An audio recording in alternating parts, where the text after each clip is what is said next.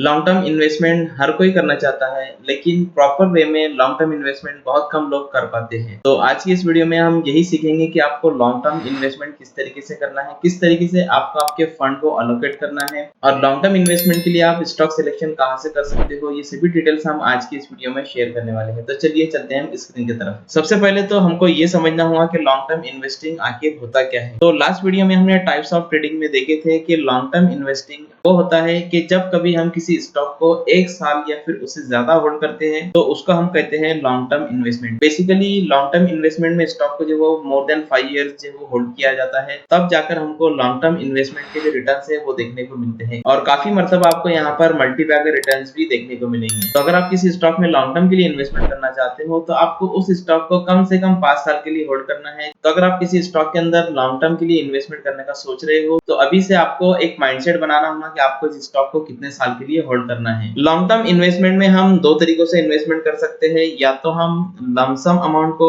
Invest कर दें या फिर एसआईपी मोड के अंदर हम स्टॉक्स के अंदर इन्वेस्टमेंट करें। तो अगर आप लमसम या फिर एसआईपी मोड में भी इन्वेस्टमेंट करते हो तो आपका जो इन्वेस्टमेंट है वो डाइवर्सिफाइड होना चाहिए। डाइवर्सिफिकेशन का मतलब ये है कि आपके पोर्टफोलियो के अंदर large cap, mid cap, small cap या फिर सभी सेक्टर के जो स्टॉक्स है वो होने चाहिए। यहाँ पर प्रोपोर्शन जो है वो कम ज्यादा हो सकता है। लार्ज कैप स्टॉक वो होते हैं जिसमें रिस्क काफी कम होता है लेकिन यहाँ पर आपको रिवॉर्ड भी कम देखने को मिलता है। मिड कैप स्टॉक्स वो होते हैं जिसमें मीडियम रिस्क होता है और यहाँ पर जो रिटर्न है वो भी आपको मीडियम टाइप का ही देखने को मिलता है। स्मॉल कैप स्टॉक्स वो होते हैं जो कि रिस्की होते हैं लेकिन यहाँ पर आपको मोर रिवॉर्ड देखने को मिलता है। अब अगर आपको large cap, mid cap, small cap के अंदर इन्वेस्टमेंट करना है, चाहे फिर आप एसआईपी मोड में करो या फिर लमसम में करो, तो आपका जो फंड है वो इस तरीके से अलोकेट होना चाहिए। तो लार्ज कैप में आप 65 to 70%, मिड कैप में 20 to 25% और स्मॉल कैप में आप 10 to 15% फंड को अलोकेट कीजिए। इससे आपके पोर्टफोलियो का जो रिस्क है वो काफी हद तक कम हो जाएगा और आपका जो इन्वेस्टमेंट है वो सेफ कंपनीज के अंदर रहेगा। अब ये जो फंड अलोकेशन है वो आप अपने हिसाब से इसको चेंज कर सकते हो। अभी लार्ज कैप, मिड कैप और स्मॉल कैप स्टॉक्स आपको कहां पर मिलेंगे? तो सभी टाइप्स के स्टॉक्स आपको एनएसई इंडिया इस वेबसाइट पर मिल जाएंगे। यहाँ पर निफ्टी 500 का जो डिवाइडेशन हुआ है वो कुछ इस तरीके से है। Nifty 100, Nifty mid cap 150, Nifty small cap. Stock selection के लिए आपको nseIndia.com इस वेबसाइट पर जाना है। यहाँ पर आपको मार्केट डाटा में इंडाइसेस पर क्लिक करना है। इंडाइसेस पर क्लिक करने के बाद में आपको यहाँ पर निफ्टी 500 के ऊपर फोकस करना है। निफ्टी 500 के अंदर जो टॉप 100 कंपनीज है उसमें निफ्टी 50 और निफ्टी नेक्स्ट 50 आते हैं।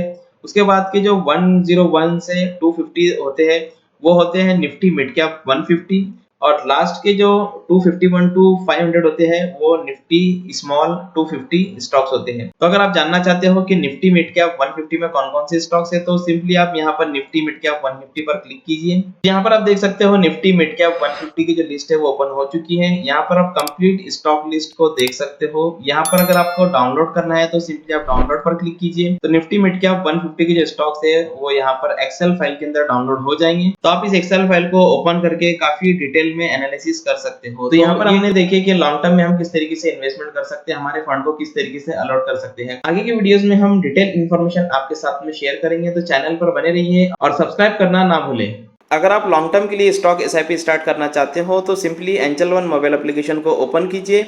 मोबाइल एप्लीकेशन ओपन करने के बाद में होम पेज पर आपको स्टॉक एसआईपी का ऑप्शन मिल जाएगा। तो सिंपली आप स्टॉक एसआईपी पर क्लिक कीजिए। स्टॉक एसआईपी पर क्लिक करने के बाद में क्रिएट स्टॉक एसआईपी पर क्लिक कीजिए। यहाँ पर आप स्टॉक का नाम डालिए।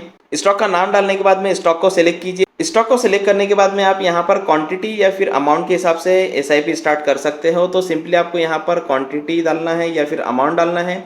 यहाँ पर आप फ्रीक्वेंसी सेलेक्ट कीजिए, आपको मंथली, वीकली या फिर डेली किस तरीके से एसआईपी करना है वो सेलेक्ट कीजिए। यहाँ पर आप डेट को सिलेक्ट कीजिए और डेट को सिलेक्ट करने के बाद में सिंपली इस प्रोसीड पर क्लिक करके एसआईपी को कंफर्म कर दीजिए। तो इस तरीके से आप काफ़ी आसानी से एंजल वन मोबाइल एप्लीकेशन का यूज़ करते हुए एसआईपी स्टार्ट कर सकते हो। डिस्क्रिप्शन में लिंक दिया हुआ है, लिंक पर क्लिक करके अपना ट्रेडिंग और डीमैट अकाउंट एंजल वन में ओपन कर लीजिए। Thank you so much.